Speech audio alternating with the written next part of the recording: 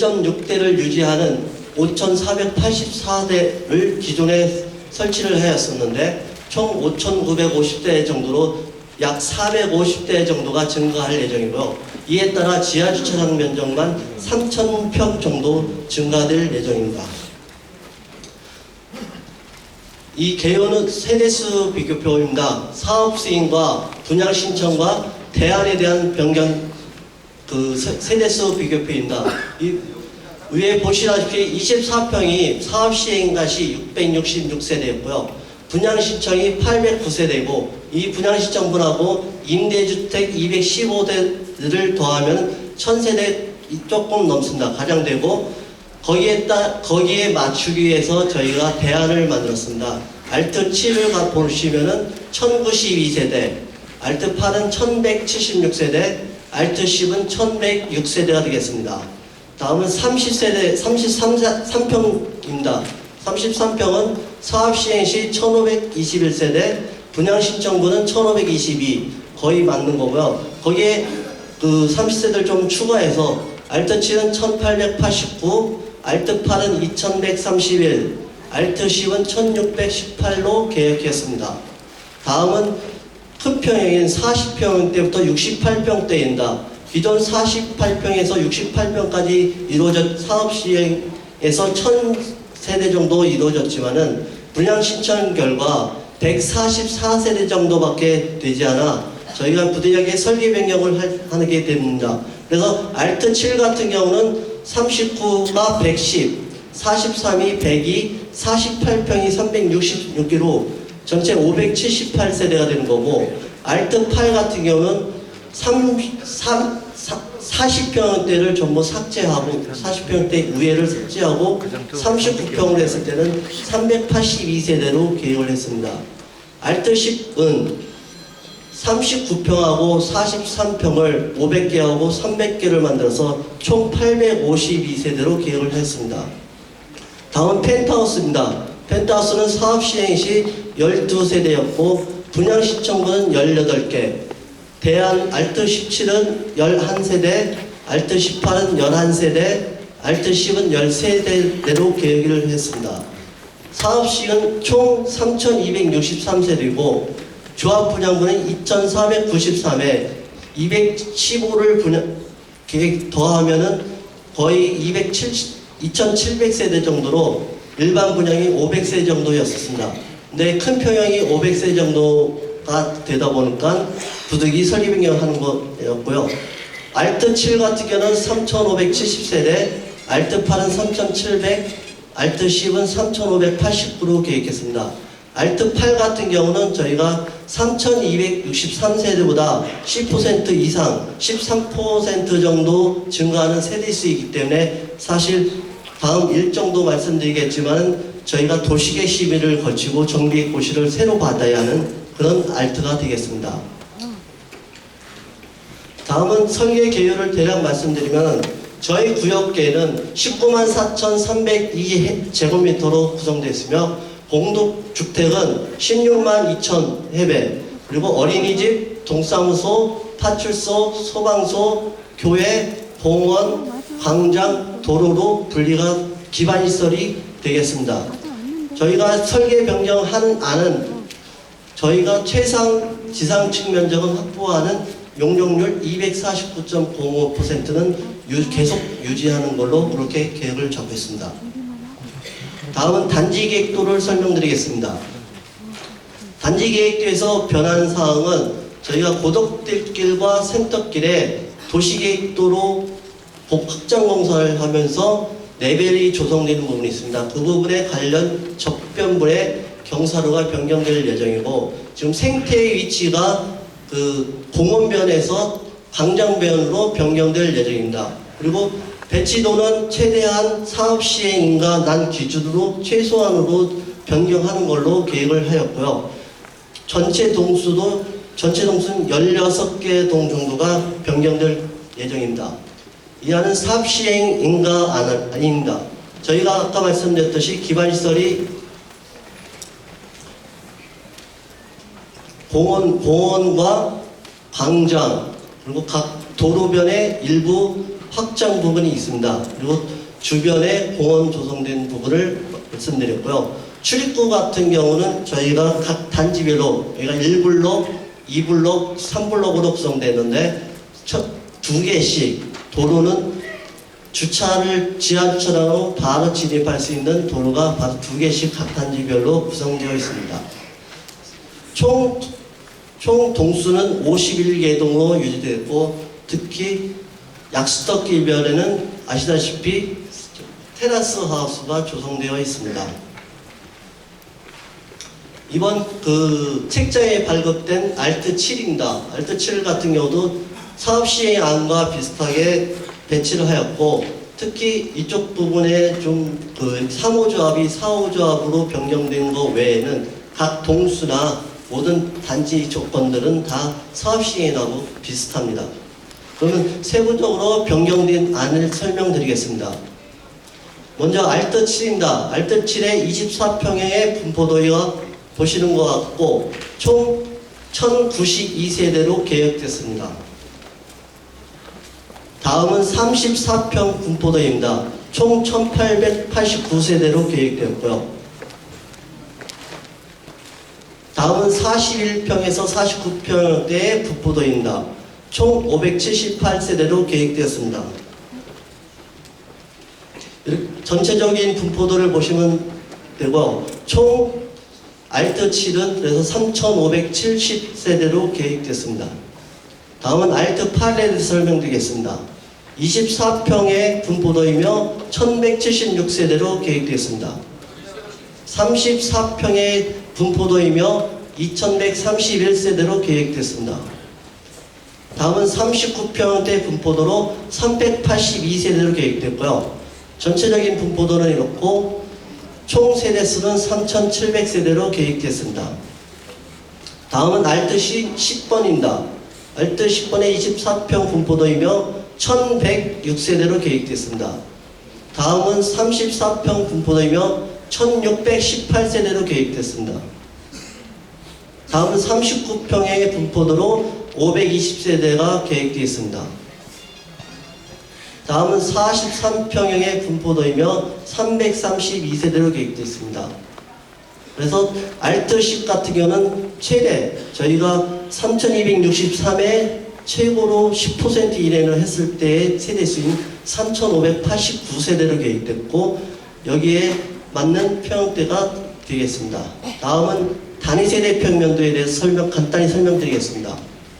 단위세대 평형대의 변경은 평형대 조례에 따른 일부 큰 평형들이 삭제권 있고, 두 번째는 세대 내부 기둥과 덕트 변경이 있어서 내부 칸방이면 일부 면적들이 변경될 예정입니다.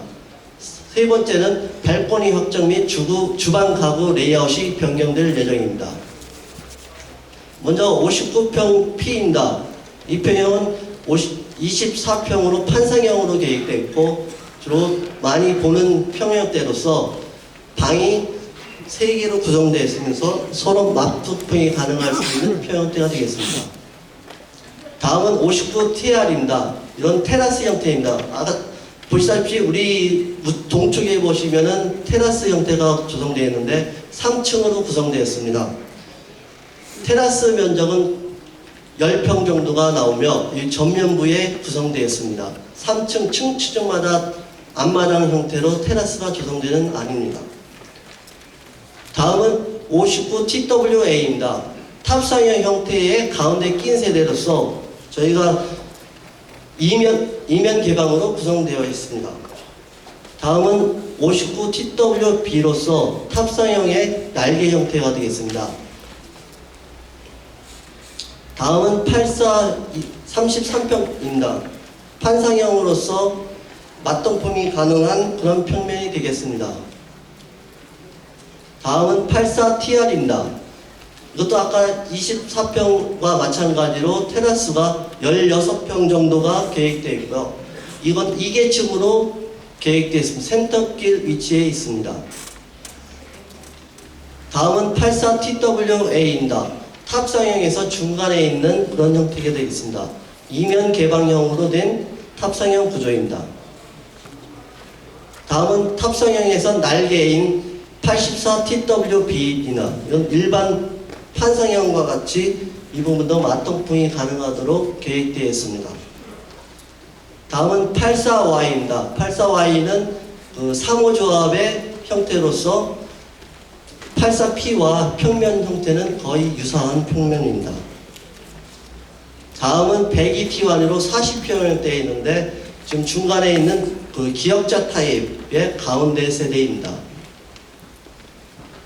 다음은 102T2로서 가운데 기역자 형태에서 가운데 낀 형태이건 40평이고 이 부분에 대해서는 추후 배치에 따라서 그 평형대는 조금씩 조정될 예정입니다. 다음은 122P로서 저희가 그 애초에 48평형대의 그 배치도입니다.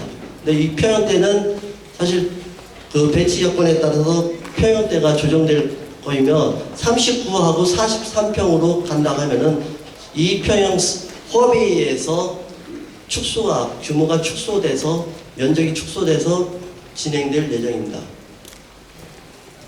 다음은 기타 변경 사항을 말씀드리겠습니다.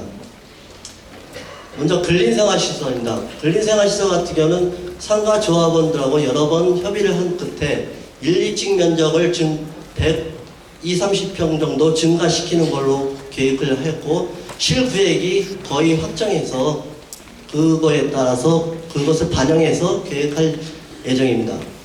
그리고 주민공동시설 같은 경우도 내부 마감이나 실구역이 일부 변경될 예정입니다. 다음은 지하주차입니다. 서두에 말씀드렸듯이 세대수 증가에 따라서 총 460대 정도가 증가하기 때문에 여기에 면적도 증가하고 그 차량에 대한 그 비율이나 여러 가지들이 변경될 수 있습니다.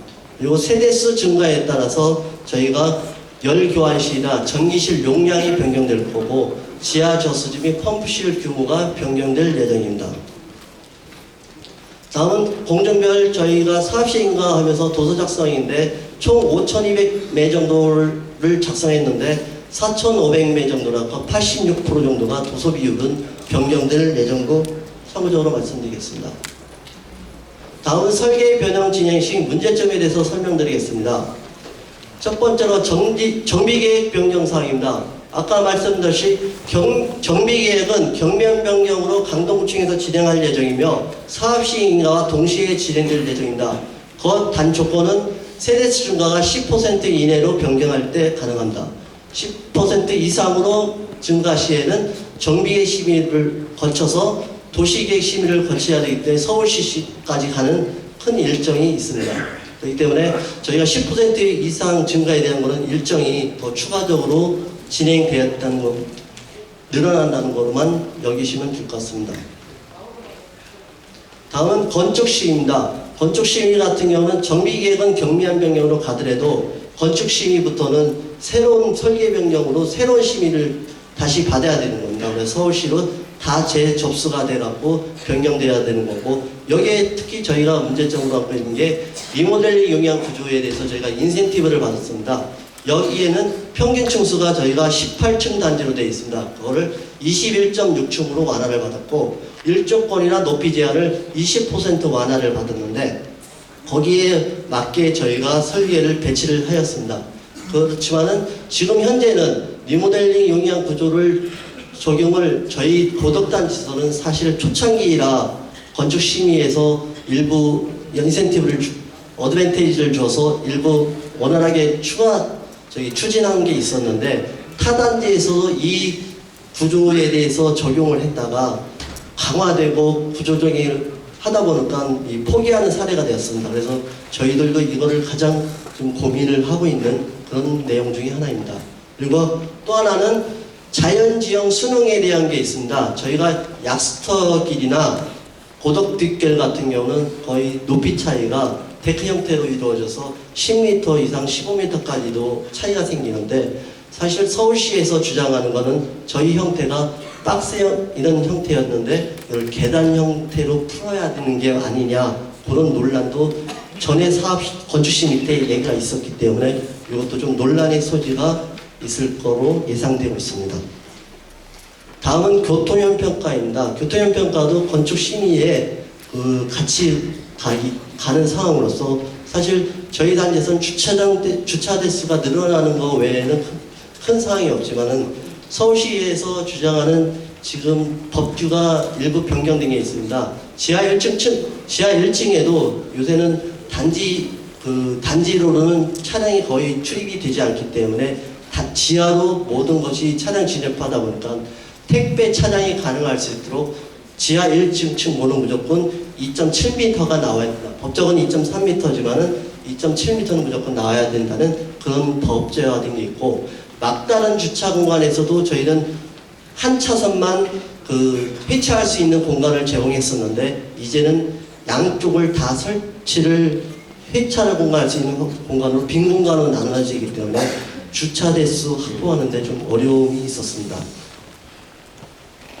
다음은 환경영향 평가입니다. 환경영향 평가 재심의 대상은 사실 사업 면적 30% 이상 변경 시에만 가능하지만은 저희가 환경영향 평가 부서와 협의를 해본 결과 환경영향 평가 심의에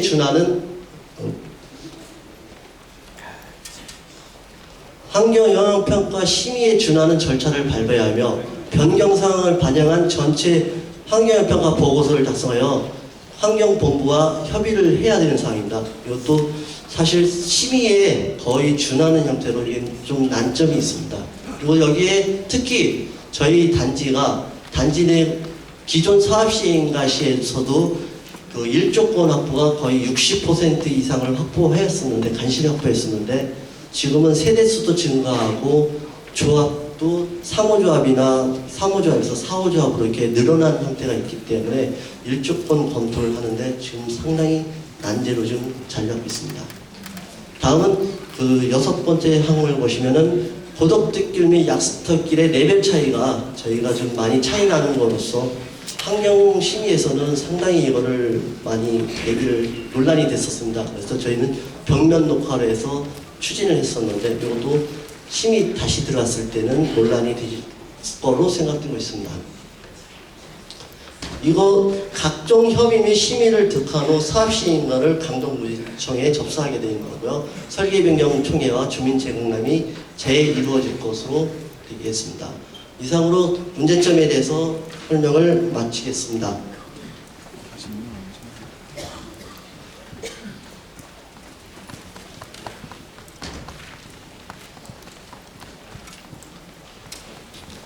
설명 끝나셨어요?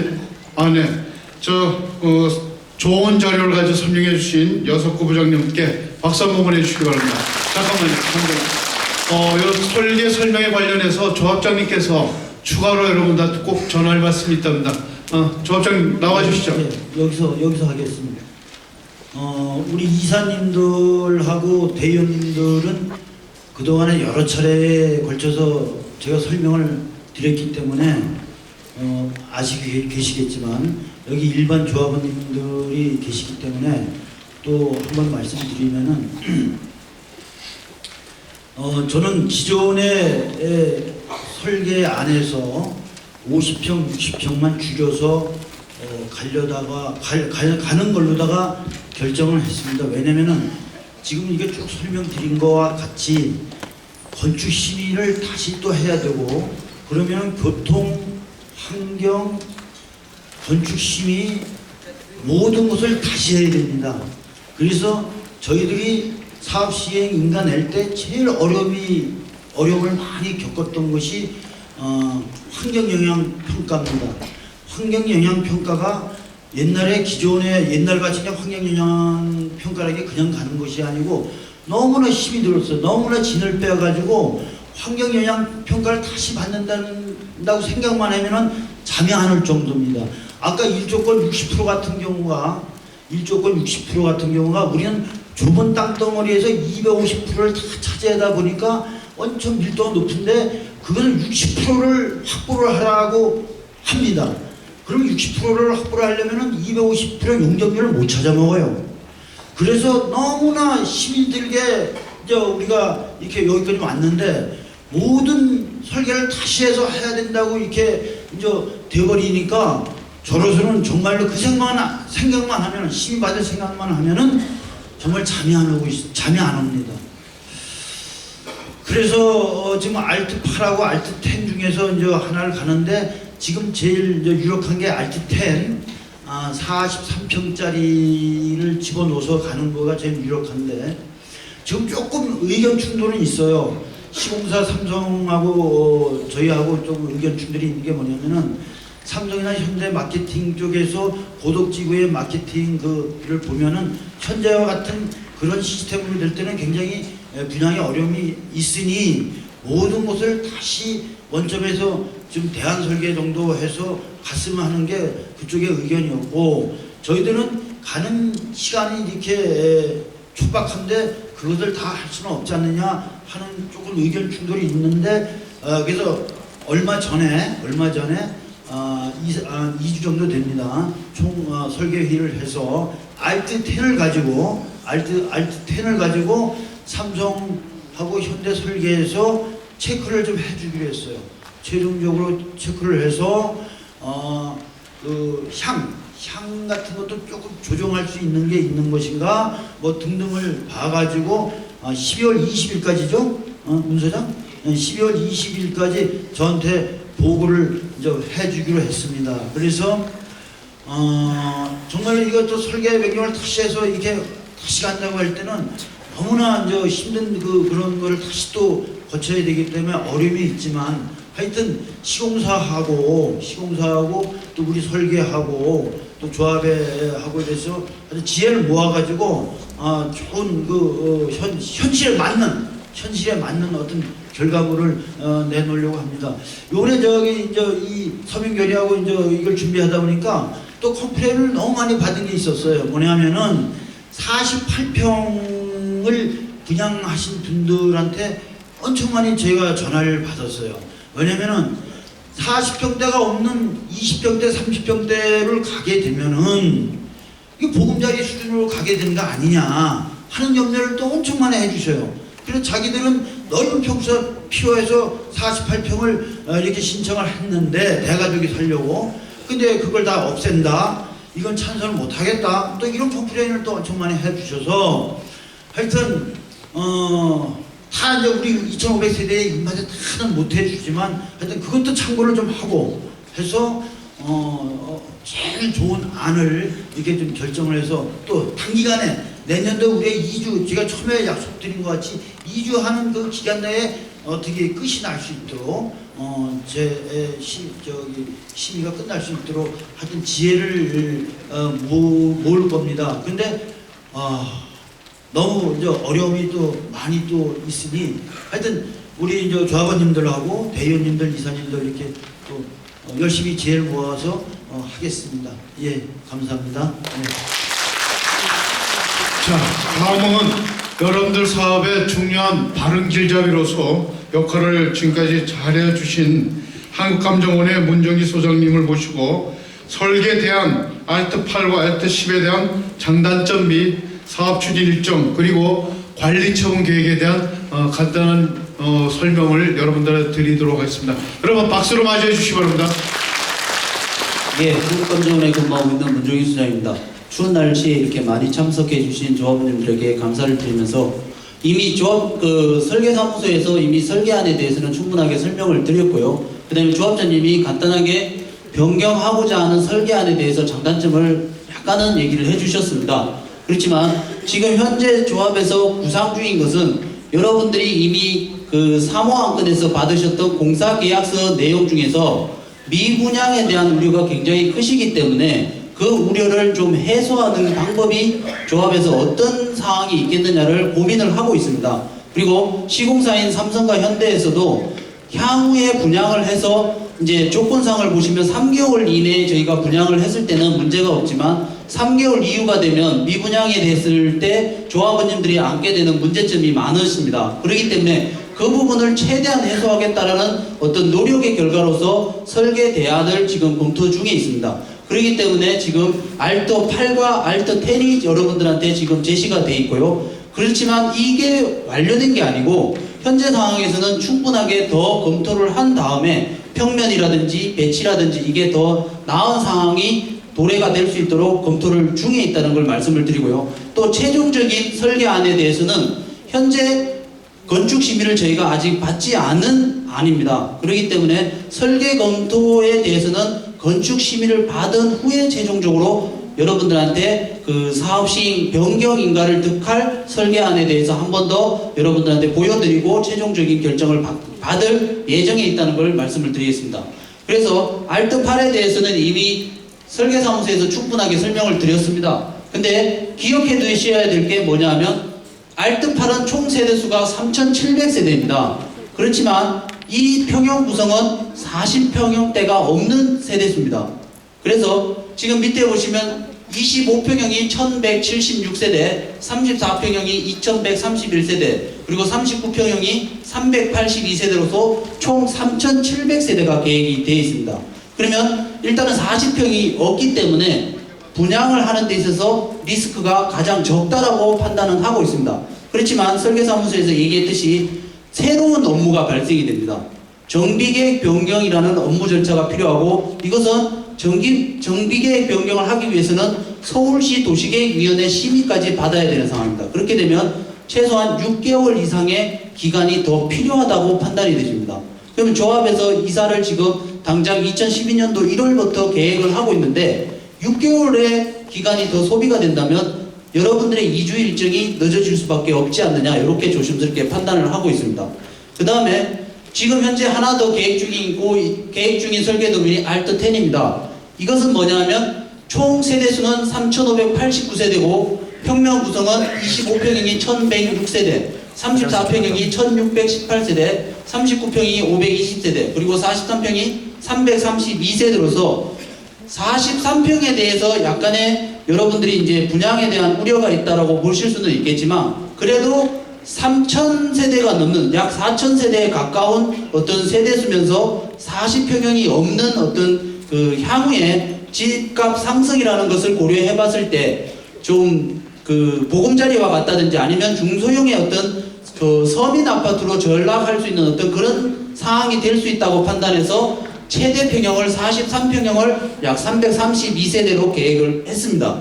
그래서 조합원님들한테는 이제 약간의 부담은 분양에 대한 리스크는 있겠지만 향후에 집값 상승 시 고덕지구 내에서 그래도 다른 타단지와 비교했을 때 조금 서민 아파트라는 부분에서 좀 그 리스크를 안지 않는 어떤 그런 계획을 가지고서 알트10이 검토가 됐다고 보시면 되겠습니다. 그래서 장단점을 비교해 드리면요. 일단 똑같이 보시면 됩니다. 알트8이나 알트10에서 현재 분양 신청 결과 여러분들이 신청하신 1순위는 충분하게 만족을 할 수 있는 어떤 장점은 있습니다. 그렇지만 알트8에서는 지금 현재 분양에 대한 리스크가 전혀 없다라고 얘기하기 힘들겠지만 그래도 알트10에 비해서는 분양에 대한 리스크가 적다는 게 장점인 반면에요. 단점으로서는 아까 사업기간이 좀 더 늘어나고 결국은 또 중소형 평형이 많음으로 인해서 보금자리 주택과 비교될 때 가치면에서 조금 떨어지지 않겠느냐라는 문제점을 안고 있다고 보시면 되겠습니다. 그리고 알트10에 대한 장단점은 분양에 대한 리스크를 지금 현재 사업시 인가한 것보다는 많이 줄었다고 보시면 되겠고요. 그 다음에 판상형에 대한 세대수가 많이 증가가 됐습니다. 지금 기존에 한 200세대밖에 안 되던 판상형 세대수를 한 500세대까지 늘려놨습니다. 왜 이 부분은 늘려놨냐면 조합원 여러분들이 판상형 구조에 대한 선호도가 굉장히 높았고요. 그 요구사항을, 수요사항을 반영을 하다 보니까 판상형에 대한 세대수가 굉장히 증가됐다고 보시면 되겠습니다.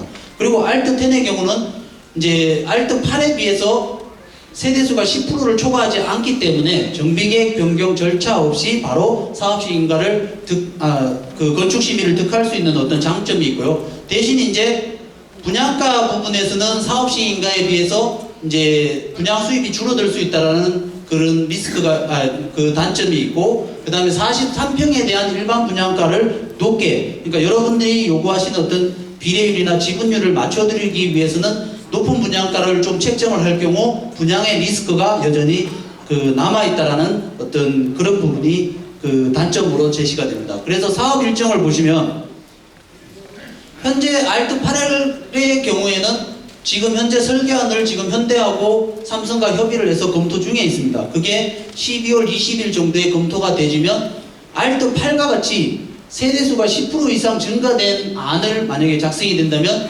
이 업무가 발생이 됩니다. 정비계획 변경을 위한 업무로서 서울시 도시계획위원회 심의를 거쳐야 됩니다. 그리고 나서 건축 심의를 받아야 되고 그 다음에 사업시 인가를 득해야 되는 거, 그런 후에 사업시 인가가 된 다음에 다시 분양 신청이라는 어떤 절차를 거치게 됩니다. 근데 그렇게 되면 여러분들하고 직접적인 피해 맞닥뜨리는 부분이 어디냐면 이주입니다. 이주.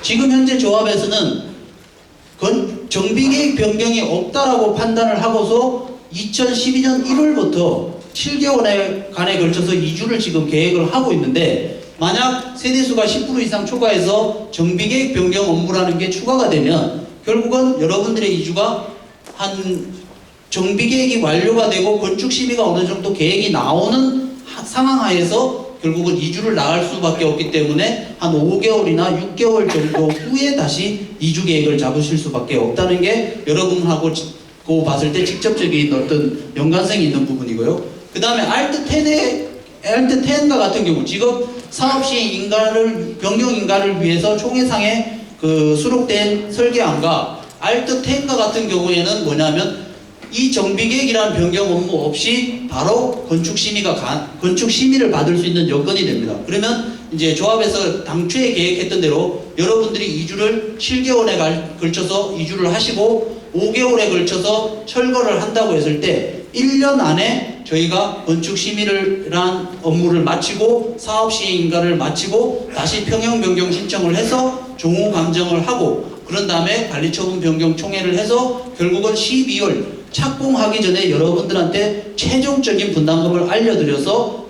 착공을 하겠다라는 어떤 목표 안에 들어갈 수 있는 안이라고 볼 수가 있습니다. 그래서 향후에 이제 대의원회를 거쳐서 최종적으로 알트8과 알트10의 어떤 장단점을 보시고 대의원에서 결정을 할 것이고요. 그 다음에 12월 22일까지 삼성과 현대에서 어떤 대안 설계에 대한 자료가 검토가 되지면 그 안을 최종적으로 믹스를 시켜서 이 알트10과 유사한 어떤 설계 도면이 나올 거라고 판단을 하고 있습니다.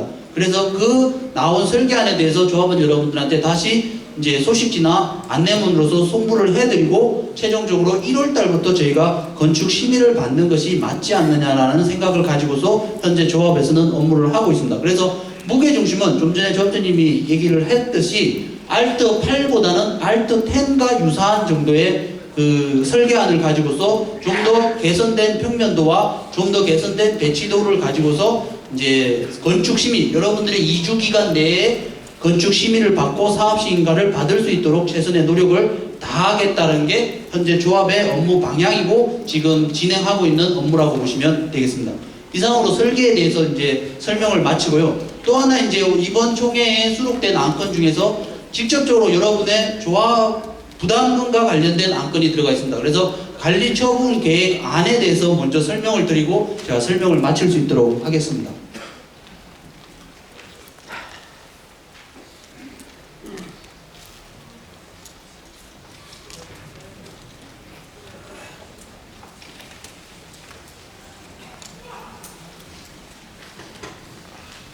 총회 책자에 이미 관리처분 계획 내용에 대해서는 설명이 되어 있습니다. 그렇지만 좀 더 자세하게 이제 책자를 조합원 여러분들이 보시고 이해가 어려우시기 때문에 제가 간단하게 이제 관리처분 계획안에 대해서 설명을 드릴 수 있도록 하겠습니다.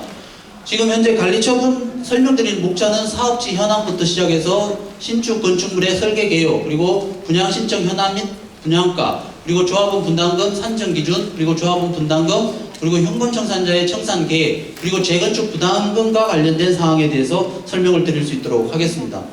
사업지 현황에 대해서는 조합원 여러분들이 어느 정도 알고 계실 거고요. 현재 저희가 지금 총 사업 부지로서 잡혀 있는 면적이 도로라든지 공원, 강장 이런 부분을 정비 기반 시설까지 다 포함했을 때 19만 4천 해배 정도가 되어 있습니다. 그 중에서 저희가 아파트를 짓게 되는 면적은 16만 2천 해배 정도가 되고요. 그 외에 이제 도로라든지 공원, 강장, 교회, 그 다음에 공공청사 같은 이런 시설물이 들어가 있도록 계획이 되어 있습니다.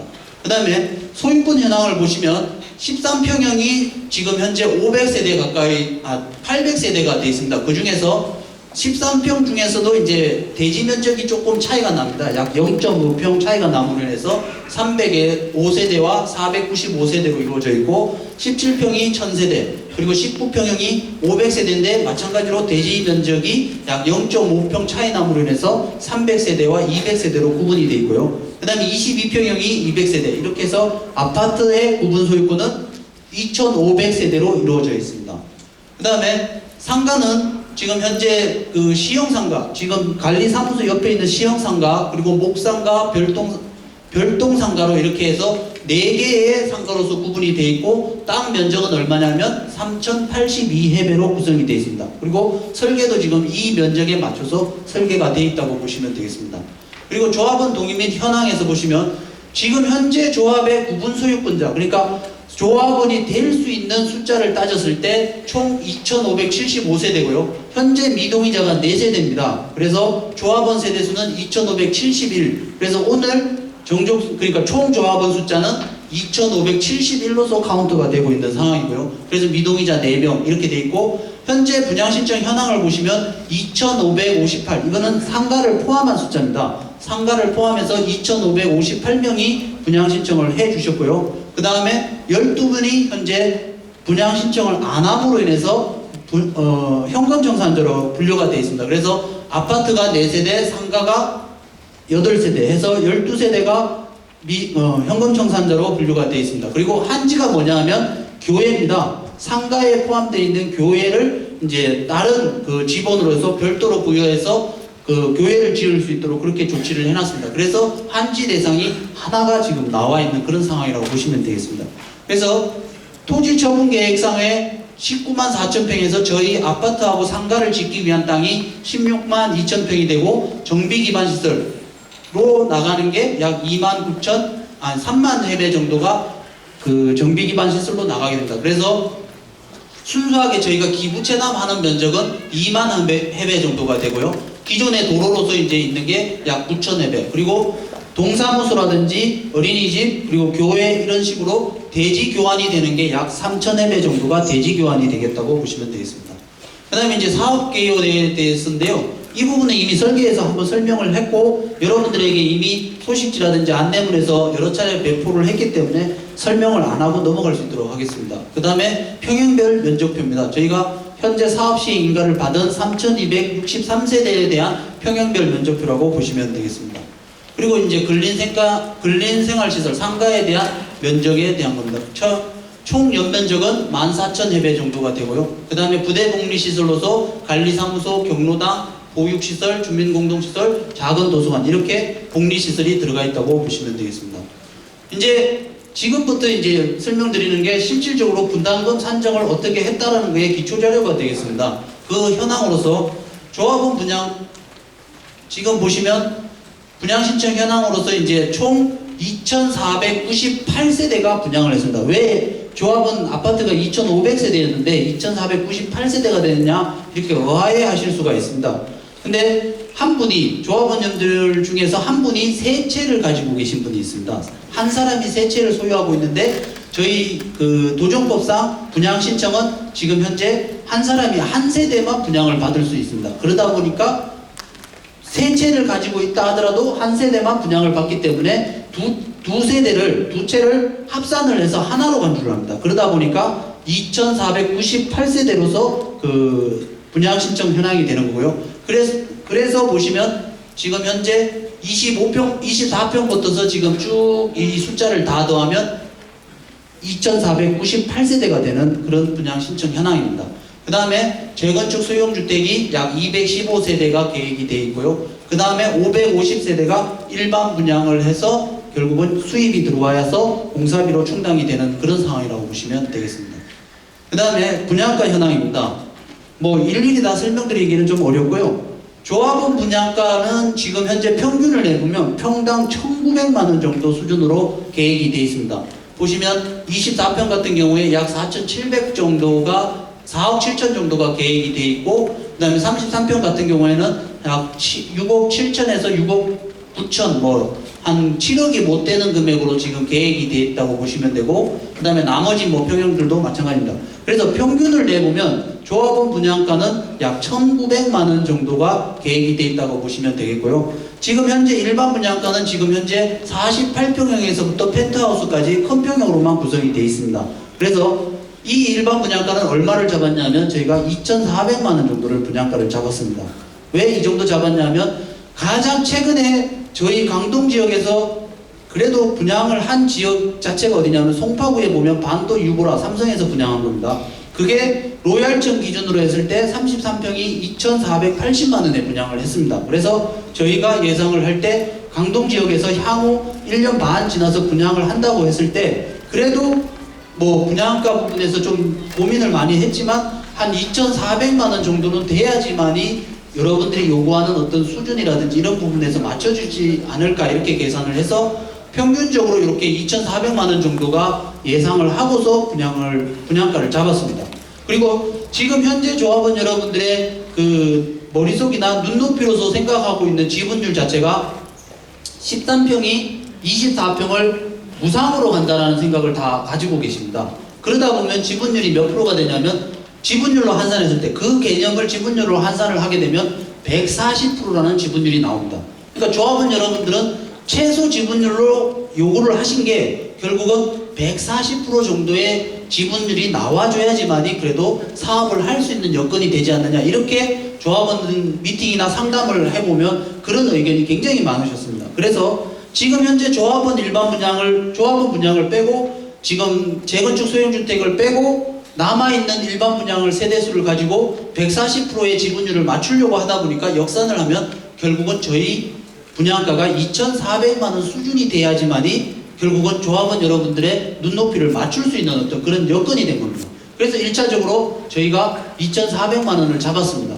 그런데 현재 부동산 경기가 지금 나빠져서 현재 2,400으로 분양이 되겠느냐라는 어떤 우려의 목소리가 많이 나왔고요. 그래서 지금 현재는 설계 변경과 분양가에 대한 어떤 현실적인 접근을 해보려고 하고 있습니다. 그래서 최종적인 분양가에 대해서는 지금 강동구를 비롯해서 송파 뭐 이런 지역은 다 분양가 상한제가 아직 폐지가 안 됐습니다.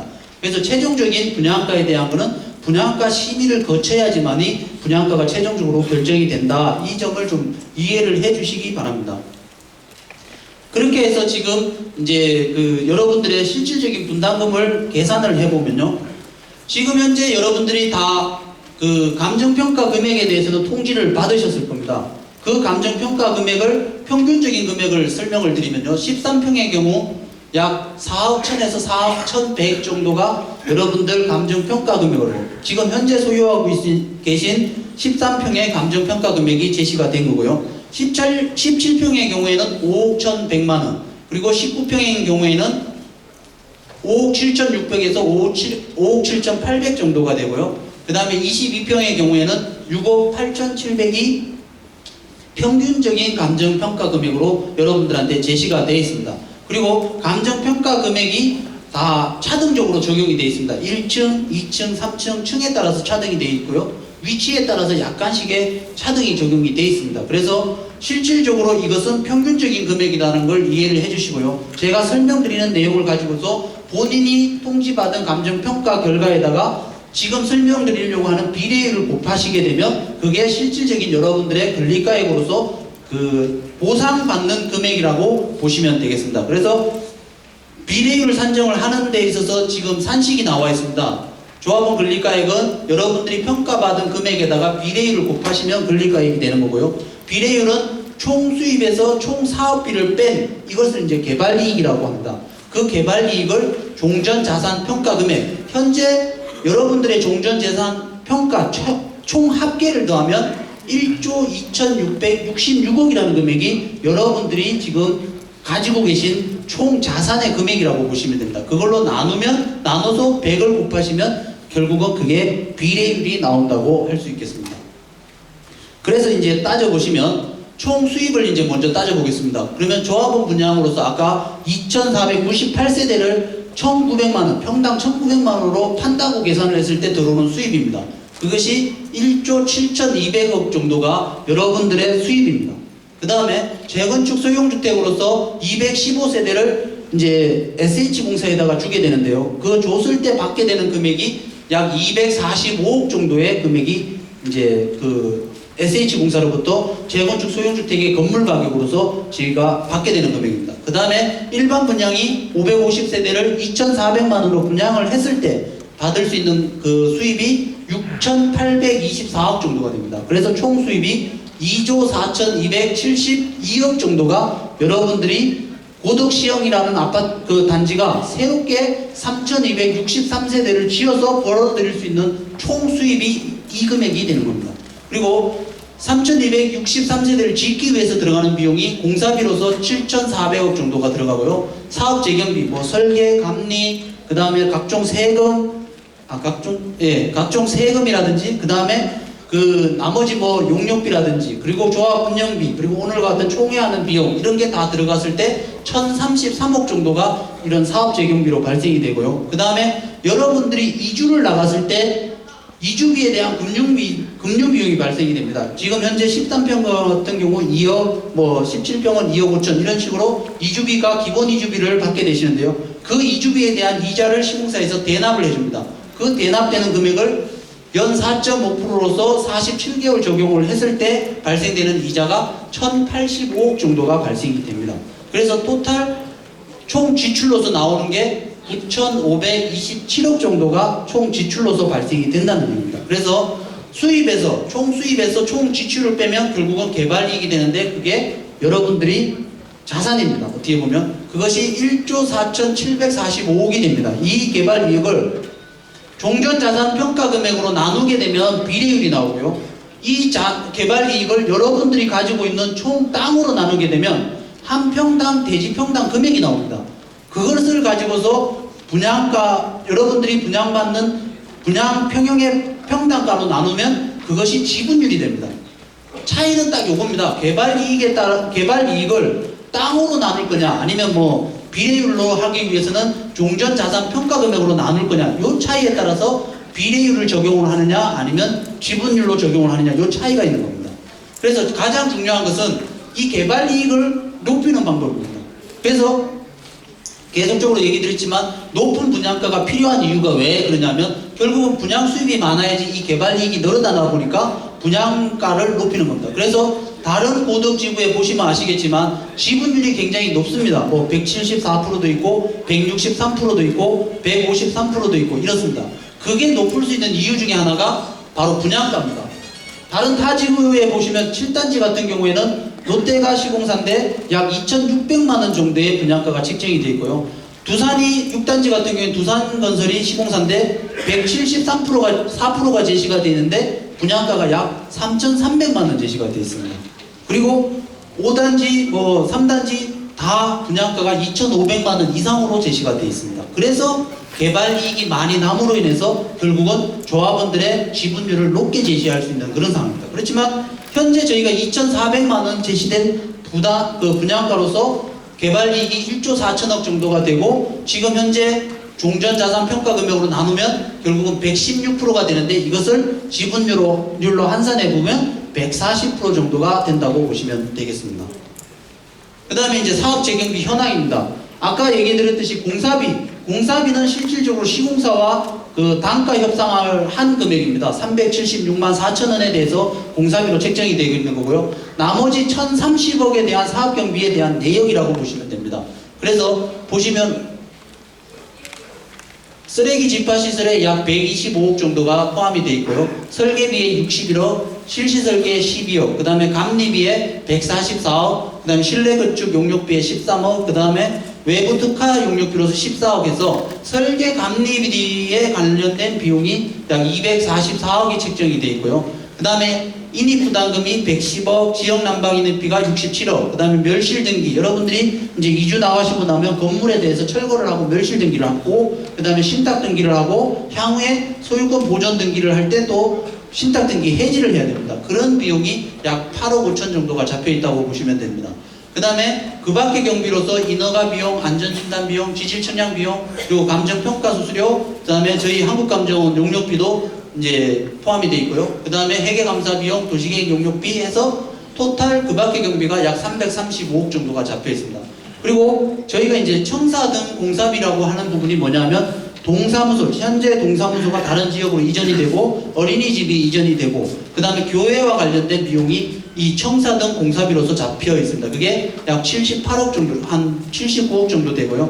그 밖에 이제 조합 운영비, 소송 비용, 총회 비용에서 59억, 60억에 가까운 금액이 포함이 되어 있습니다. 그래서 사업 재비용이 약 1032억 정도가 계획이 되어 있고 시공사에서 대여받을 수 있는 금액은 1100억 정도가 됩니다. 그래서 아직 예비비 성격으로서 약 한 70억 정도가 더 남아있다고 보시면 되겠습니다. 그리고 이제 그렇게 해서, 그리고 이제 이주비의 현황을 왜 설명을 드리냐면 여기서 이제 이주비를 안 받는 분들, 조합원 중에서 현재 내가 자력으로서 세입자나 뭐 집이 비어있다든지 세입자를 내보내실 수 있어서 이 이주비를 안 받으시는 분은 현재 제시된 앞으로 이제 설명드릴 부담금에서 세대당 이 금융비용만큼이 공제가 되는 걸 설명을 드리기 위해서 설명을 드리는 겁니다. 그래서 13평은 2억이고요. 17평은 2억 5천, 19평은 2억 8천, 22평은 3억 3천을 기본 이주비로서 여러분들이 이사를 나가시는데 편하게 해드리기 위해서 지금 이제 제시가 되어 있고요. 지금 현재 대출 기관으로서, 그러니까 이주비 대출 기관으로서 선정되어 있는 게 국민은행, 신한은행, 우리은행이 선정이 되어 있습니다. 그 은행에서 지금 현재 이 이주비 중에서 여러분들이 건전항 설정을 하고 신탁 등기가 완료가 되면 이사를 나가시기 편하게 해드리기 위해서 이 금액의 10%를 먼저 대여를 해드립니다. 대출비로, 이주비로서. 그리고 나서 이사 계획에 관련된 서류, 뭐 임대차 계약서나 전세 계약서가 들어오시면 이사 가는 날 그 주에 나머지 차액이 들어가거나 아니면 이사 가는 날 전날에 나머지 10%를 제외한 나머지 금액에 대해서 여러분 통장으로 입금이 될 것입니다. 그리고 나는 이주비가 필요 없다라고 하시는 분들은 분담금에서 한 세대당 이 금액만큼이 공제가 되신다고 보시면 됩니다. 그래서 13평의 경우는 3,500만 원 정도, 17평은 4,400, 19평은 4,900, 22평은 5,800만 원 정도가 여러분들이 내시는 부담금에서 공제가 된다는 걸 설명을 드리겠습니다. 그 다음에 지금 현재 여러분들이 지금 이제 앞으로 다음 장에 설명드릴 부담금에서 제외된 게 있습니다. 재건축 사업을 하기 위해서는 반드시 세금을 내야 됩니다. 그 세금 현황을 보시면 토지취득세라고 해서 임대주택, 그러니까 재건축 소형주택과 일반 분양에 대한 땅을 조합해서 취득으로 간주를 합니다. 그래서 그 취득과 관련된 세금이 약 55억 정도가 나오고요. 그 다음에 건물을 다 짓고 나서 조합 이름으로 일반 분양하고 재건축 소형주택에 대해서는 조합 이름으로 일단 보존 등기를 한 다음에 그 SH공사나 일반 분양자한테 이전 등기를 해줘야 됩니다. 그래서 보존 등기에 필요한 금액이 69억이 지금 잡혀 있고요. 그 다음에 강역교통시설 부담금 18억, 상하수도 부담금 29억, 학교용지 부담금 54억, 그리고 일반 분양가가 높으면 높을수록 이 법인세가, 그러니까 사업을 하고 나서 나중에 예전에는 사업소득세라고 해서 개인한테 부과하던 것을 조합이 이제 법인화됨으로 인해서 사업이 종료된 다음에 일반 분양으로 인한 수익이 남았을 때 내는 세금이 법인세입니다. 현재 평당 분양가 2,400만 원으로 계산을 했을 때 그 법인세는 약 120억 정도가 예상을 하고 있습니다. 그래서 토탈 세금과 관련된 금액이 346억 정도가 되고요. 그것을 세대당으로 이제 뽑아보면 13평의 경우는 1,000만 원 정도, 17평은 1,300만 원 정도, 19평은 1,500만 원 정도, 그 다음에 22평은 1,800만 원 정도의 세금을 내시게 되는 그런 상황이라고 보시면 되겠습니다. 그래서 이것은 다음 장에서 설명드리는 여러분들의 부담금 하에는 포함이 되어 있지 않고 별도로 내셔야 되는 금액이기 때문에 다시 한번 설명을 드린 상황입니다. 그래서 저희들이 비례율을 계산을 해봤더니 총 수입에서 총 사업비를 빼서 나온 그 금액을 종전자산평가 금액으로 나눠서 100을 곱하니까 비례율이 116.411이라는 퍼센테이지가 나온 겁니다. 그래서 쉽게 생각을 하시면 여러분들이 현재 감정평가 받으신 금액에다가 16%의 금액이 더 있다라고 보시면 됩니다. 그래서 그게 권리가액이 되는 겁니다. 그래서 권리가액을 따져보니까 13평이면 약 4억 7,700에서 4억 7,900 정도, 현재 13평이 거래되는 게 3억 9천 정도입니다. 그것보다 한 8천만 원 정도가 더 높게, 아니 9천만 원 정도죠. 9천만 원 정도가 더 높게 그 권리가액으로서 보상을 받는다고 보시면 되겠고요. 17평형 같은 경우는 5억 9,500, 19평형 같은 경우는 6억 7천, 그리고 22평형 같은 경우는 8억이라는 금액으로서 여러분들이 보상을 받는다고 생각을 하시면 쉽게 이해가 되실 겁니다. 그 다음에 이제 각 평형별 부담금입니다. 13평 조합원이 24평을 가실 때는 환급이 됩니다. 근데 크게 많지 않은 금액입니다.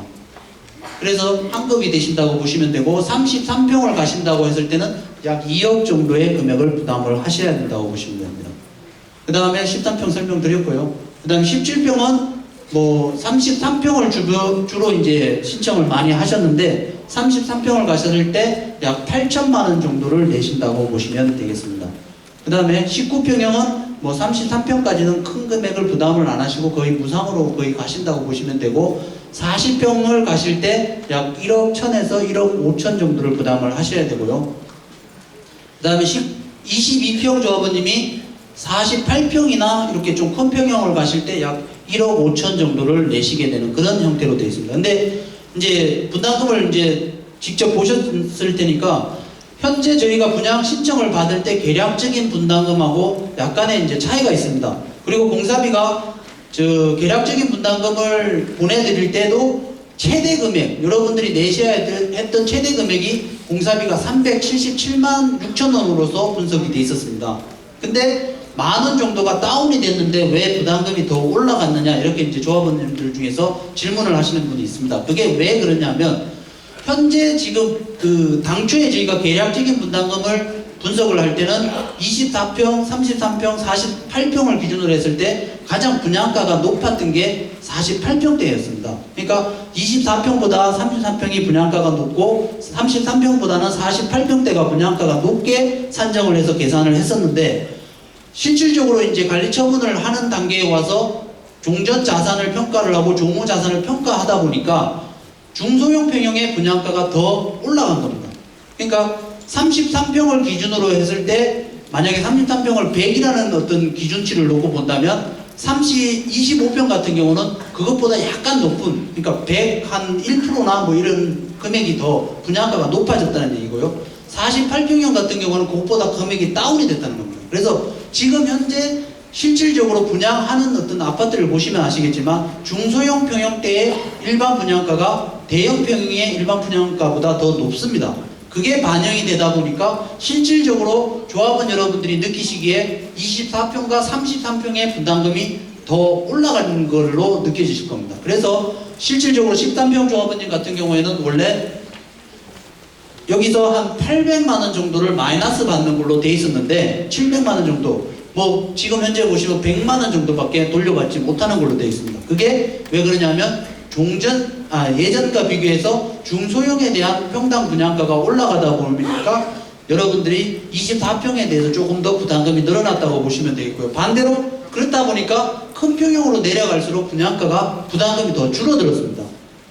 그래서 그런 차이가 났다고 보시면 되고요. 향후에 이제 실질적으로 설계 변경이 된 이후에 내년 이맘때에 최종적으로 또 관리처분 변경이 인가가 될 텐데, 그때 만약에 지금과 같이 중소형 평형대가 분양가가 또 더 높거나 아니면 지금 수준보다 더 높은 차이가 난다면, 분양가 차이가 난다면 그게 반영이 될 수 있다는 것을 미리 말씀을 드리겠습니다. 근데 저희가 이제 아직 사업 시행 변경 인가가 안 났기 때문에 정확한 금액에 대해서는 말씀을 드릴 수 없고, 현재 대략적으로 분양가 차등으로 인한 분담금에서 차이가 날 수밖에 없다. 그리고 향후에는 결국은 24평과 33평, 결국 중소형 평형의 분양가가 올라감으로 인해서 좀 더 중소형 평형을 선택함으로 인해서 여러분들이 내셔야 될 분담금이 조금 올라갈 수는 있다는 걸 말씀을 드리겠습니다.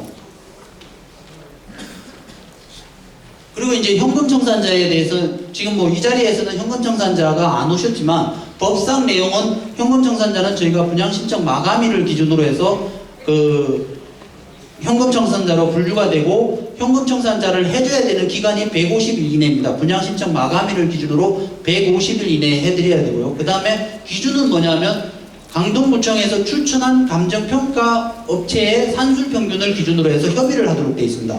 그리고 현재 강동구청에서 추천한 그 감정평가 법인이 고려하고 알비라는 감정평가법인이 추천이 됐습니다. 그리고 감정평가가 완료가 됐고요. 현재 감정평가 금액은 여러분들이 통지 받으신 감정평가 금액의 약 5%가 정도가 다운된 금액으로서 감정평가 금액이 제시가 되어 있습니다. 그래서 현재 현금청산자한테 그 금액에 대해서는 통지를 해드렸고요. 그 이후에 이제 오늘 관리처분 총회가 끝나고 난 다음에 그분들에 대해서 한 처리는 협의를 진행할 예정에 있음을 말씀드리겠습니다. 그 다음에 이제 재건축 부담금. 예전에 기억을 하시는지 모르겠지만 초과이익 환수에 관한 법률이 나옴으로 인해서 재건축 단지는 세금을 많이 내야 된다라고 얘기를 들으셨을 겁니다.